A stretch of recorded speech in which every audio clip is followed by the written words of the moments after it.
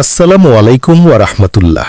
প্রিয় দিনী ভাই ও বোনেরা, আজকে আমরা জানব প্রকৃত মুমিনের চরিত্র সম্পর্কে আল কোরআনের কথা। চলুন তাহলে শুরু করা যাক। প্রকৃত মুমিন তারাই যারা আল্লাহ ও রাসূল সাল্লাল্লাহু আলাইহি ওয়াসাল্লামের প্রতি ঈমান আনার পর আর সন্দেহ করে না এবং নিজেদের ধন সম্পদ এবং জীবন সময় দিয়ে আল্লাহর পথে সর্বোচ্চ চেষ্টা করে। ঈমান আনার পর আবার কুফরির দিকে ফিরে যাবার চেয়ে আগুনে নিক্ষিপ্ত হওয়াকে অধিক পছন্দ করে। মুমিনগণ আল্লাহ অতঃপর রাসূলুল্লাহ মুহাম্মদ সাল্লাল্লাহু আলাইহি ওয়াসাল্লামকে সবচাইতে বেশি ভালোবাসে এবং আল্লাহর জন্যই কাউকে ভালোবাসে ও কাউকে ঘৃণা করে। আল্লাহকে নিজের রব, ইসলামকে নিজের দিন এবং মুহাম্মদ সাল্লাল্লাহু আলাইহি ওয়াসাল্লামকে রাসূল হিসেবে পেয়ে যারা সন্তুষ্ট, তারাই প্রকৃত ঈমানের স্বাদ পায়। আল্লাহর ইবাদত, দাসত্ব, আনুগত্য ও উপাসনা দোয়া করা এমনভাবে করে যেন আল্লাহ সব সময় দেখছেন। লক্ষ্য ও উদ্দেশ্যের সাথে সাংঘর্ষিক এমন কথা ও কাজ করা থেকে বিরত থাকে। বিরোধিতা সত্ত্বেও মানুষের সার্বিক কল্যাণ কামনা করে ঈমান ইসলামের দাওয়াতের কাজ করতে থাকে। নিজের সম্পর্কে অন্যের কাছে খারাপ ধারণা হবার সম্ভাবনা দেখা দিতে পারে এমন কাজ করা থেকে বিরত থাকে। মুমিন কোনো গুনাহর কাজ করে ফেললে তা থেকে আল্লাহর কাছে ক্ষমা প্রার্থনা করে এবং লজ্জাবোধ থাকার কারণে একই ধরনের গুনাহর কাজ বারবার করতে থাকে না।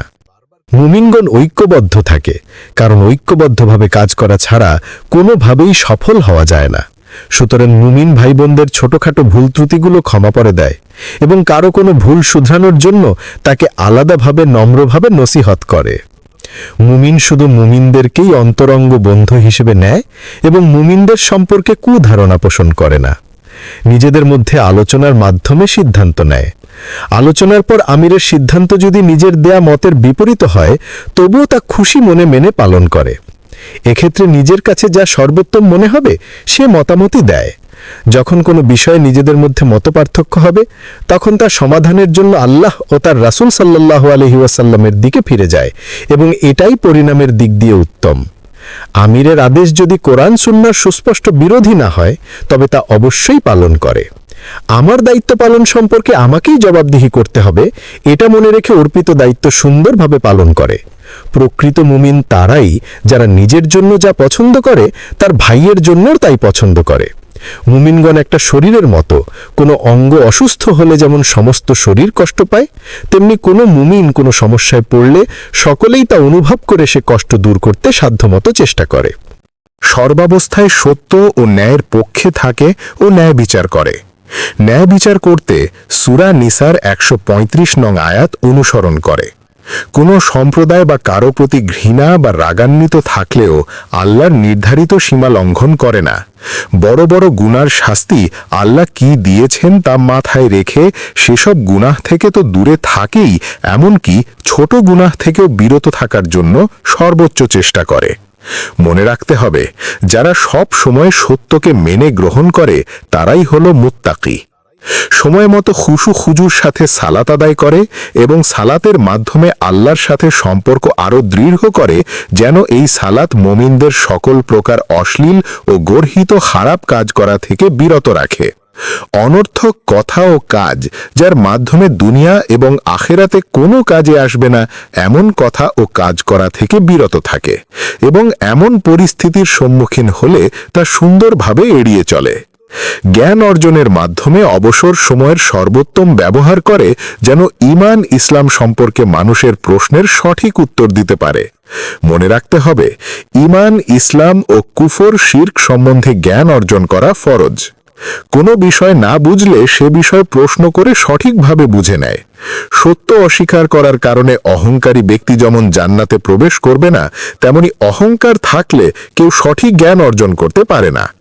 মুমিনগণ কুরআন এবং রাসূলুল্লাহ সাল্লাল্লাহু আলাইহি ওয়াসাল্লামের জীবনী নিয়ে চিন্তা ও গবেষণা করে বোঝার মাধ্যমে ঈমান মজবুত করে।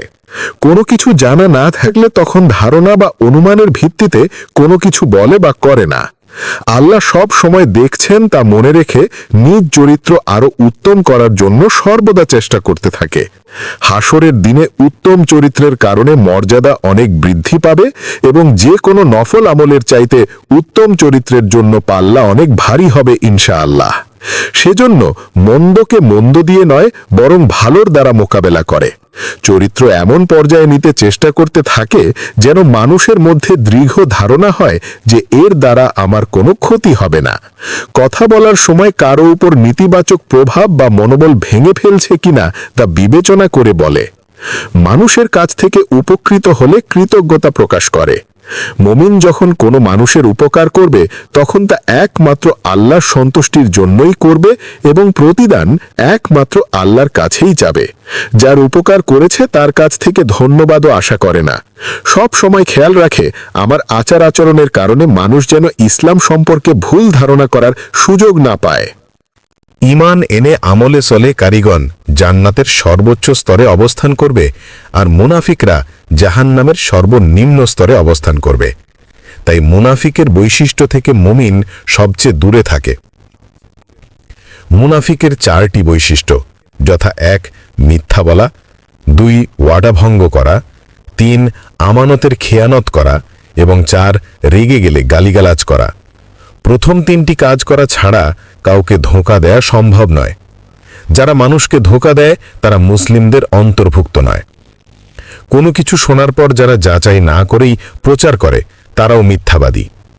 নিজ অন্তরের দিকে নিজেই খেয়াল রেখে অহংকার, রিয়া, হিংসা, লোভ লালসা, জনপ্রিয়তার আকাঙ্ক্ষা, আত্মগর্ভ ও নিজের প্রশংসা করা থেকে বিরত থাকে। অপব্যয়, গীবত, পরনিন্দা ও চগলখড়ি করে না। এসবই আল্লাহ অত্যন্ত ঘৃণা করেন, যা দিনের জন্য অত্যন্ত ক্ষতিকর, এবং আখিরাতে এসব গুনাহের কারণে কঠিন শাস্তির সম্মুখীন হতে হবে। মুমিন কাউকেই তুচ্ছতাচ্ছিল্য করে না। মনে রাখতে হবে, কে মুত্তাকি তা একমাত্র আল্লাহই ভালো জানেন। যে কোনো মানুষের কথা মনোযোগ দিয়ে শোনার অভ্যেস গড়ে তোলে, ফলে কার কোন বিষয়টি বুঝতে সমস্যা হচ্ছে তা সহজে ধরা যায়, আর তখন সঠিক উত্তর দিতে পারে। তর্কে জয়ী হবার মনোভাব মুমিনদের থাকে না, বরং সত্য কি তা বের করার জন্যই নম্রতার সহিত আলোচনা চালিয়ে যাবে। যখন বোঝা যাবে কেউ ইচ্ছে করে তর্ক করছে বা কথা মনোযোগ দিয়ে শুনছেই না, তবে আর কথা না বাড়িয়ে ওখানেই আলোচনা সুন্দরভাবে সমাপ্ত করে। তাহলে পরবর্তীতে আবার আলোচনা করার সুযোগ থাকবে ইনশাল্লাহ। মনে রাখতে হবে, আল্লাহ নম্রতার মাধ্যমে যা দান করেন তা কঠোরতার দ্বারা বা অন্য কিছুর দ্বারা দান করেন না। যারাই ঈমান গ্রহণ করবে তারা সত্য বলছে কিনা তা আল্লাহ পরীক্ষা করে দেখবেন। সুতরাং যে কোনো খারাপ পরিস্থিতিতে মুমিনগণ নিরুৎসাহিত না হয়ে রব্বের জন্য চূড়ান্ত ধৈর্য ধারণ করে। আল্লাহ মুমিনদের সাহায্য করবেন। আল্লাহর এই ওয়াদা মনে রেখে ঈমানের ওপর ইস্তেকামাত অর্থাৎ অবিচল থাকে। মুমিনগণ একে অপরকে হকের পথে চলতে এবং উত্তমভাবে ধৈর্য ধারণ করার কথা মনে করিয়ে দিয়ে ভালো কাজে একে অপরের সহযোগী হিসেবে প্রতিযোগিতার মাধ্যমে এগিয়ে চলে। কোনো কাজে সফলতা পেলে তা আল্লাহর সাহায্যের কারণেই হয়েছে বিশ্বাস করে খালেস দিলে শুকরিয়া আদায় করে। কোনোভাবেই তা নিজেদের বুদ্ধি, সক্ষমতা বা কৌশলের মাধ্যমে অর্জন করেছি এমন মনে করে না। কোনো ভুল হয়ে গেলে আল্লাহ রাব্বুল আলামিনের কাছে নিজের দুর্বলতা স্বীকার করে খালেস দিলে তওবা করে এবং সবসময় আল্লাহর সাহায্য লাভের জন্য ইখলাসের সাথে নিজের জন্য ও অপর মুমিন মুমিনার জন্য দোয়া করতে থাকে।